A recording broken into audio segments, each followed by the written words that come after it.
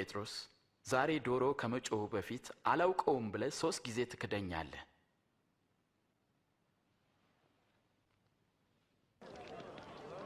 ይህ ሰው ከኢየሱስ ጋር ነበር። ሴትዮ የምትዩን ሰው አላውቀውም። አብረው አይቻቸዋለሁ።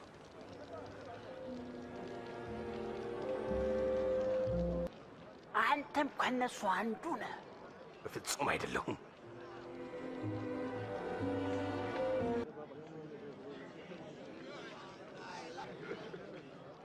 እርሱ የገሊላ ሰው ነው።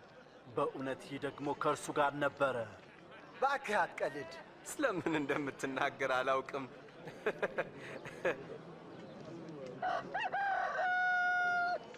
ኢየሱስም ዘወር ብሎ በቀጥታ ጴጥሮስን አየው።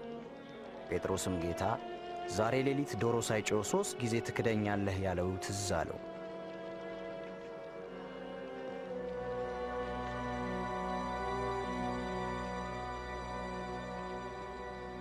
አንድ ሰው የወይን አትክልት ተክሎ ነበር። ለገበሬዎችም አከራይቶ ለብዙ ዘመን ወደ ሌላ አገር ሄደ። የወይኑ ማፍሪያ ወቅት በደረሰ ጊዜ ከወይኑ አትክልትና ፍሬ እንዲሰጡት አንድ ሎሌ ወደ ገበሬዎቹ ላከ። ገበሬዎቹ ግን ደበደቡት፣ ባዶውንም ሰደዱት። ስለዚህ ሌላ ሎሌ ላከ። እነርሱም ያንን ሎሌ ደበደቡት፣ አዋርደውም ወደ ጌታው ላኩት። ጨምሮም 3ኛውን ላከ። እነርሱም ይህን ደግሞ ክፉኛ አቆሳሰሉት። ከዚያም የወይኑ ባለቤት ምን ላድርግ? አንድ ልጄን ብልክ ይሻላል፣ ምናልባት እሱን አይተው ያፍሩታል አለ። ገበሬዎቹ አይተውት ግን እርስ በርሳቸው ተማከሩ። ወራሹ እርሱ ነውና ርስቱ ለኛ እንዲሆን እንግደለው አሉ። ጌታ ሆይ ሌላም ንገረን። ከወይኑ አትክልት አውጥተው ገደሉት። እንግዲህ የወይኑ አትክልት ጌታ ምን ያደርጋቸዋል? ገበሬዎቹን ያስወግዳል፣ የወይኑንም አትክልት ለሌሎች ይሰጣል። ለመሆኑ ይህ ቃል ምን ማለት ነው?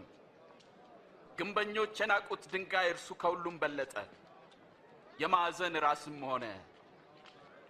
በዚያም ድንጋይ ላይ የሚወድቅ ሁሉ ይቀጠቀጣል። ማንኛውንም የሚወድቅበትን ግን ይፈጨዋል፣ ያደቀዋል። አንተም ለኔ ብትሰግድልኝ ይህ ሁሉ ለአንተ ይሆናል። መጽሐፍ ለእግዚአብሔር አምላክ ብቻ ስገድ፣ እርሱንም ብቻ አምልክ ይላል። እውነት ነው፣ እውነት ነው፣ መንገድ ነው፣ መንገድ ነው፣ ሕይወት ነው፣ በእርግጥ ሕይወት ነው። ኢየሱስ የጌቶች ጌታ ነው። ከመከራዬ በፊት ከእናንተ ጋር ይህን ፋሲካ ልበላ እጅግ እመኝ ነበር። ወንጌልን ለድሆች ሰብክ ዘንድ ቀብቶኛልና፣ ለታሰሩት መፈታትን፣ ለዕውሮች ማየትን አውጅ ዘንድ ልኮኛል። የተጠቁትን ነፃ አወጣ ዘንድ፣ የተወደደችውን የጌታን ዓመት ለሕዝቡ ሰብክ ዘንድ ልኮኛል። ዕውሮች ያያሉ፣ አንካሶችም ይዘላሉ፣ በእኔ የማይሰናከለው